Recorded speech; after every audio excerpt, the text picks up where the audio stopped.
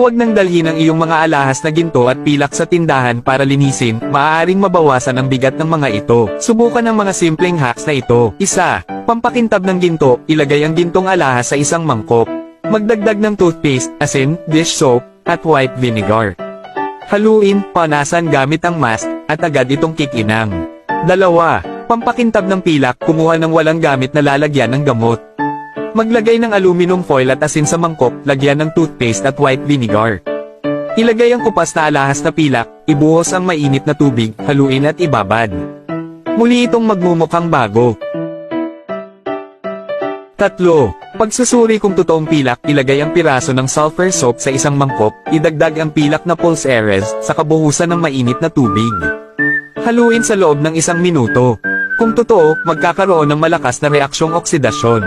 Kung peke, walang magaganap. 4. Paglilinis ng diamond ring, ihanda ang 1 baso ng maligamgam na tubig 30 degrees Celsius at magdagdag ng dish soap. Ibabad ang singsing sa loob ng 10 minuto, saka linisin gamit ang malambot na sipilyo. Banlawan at panasan ng papel upang muling magningning. 5. Paano iwasan ang pagkahulog ng kwintas?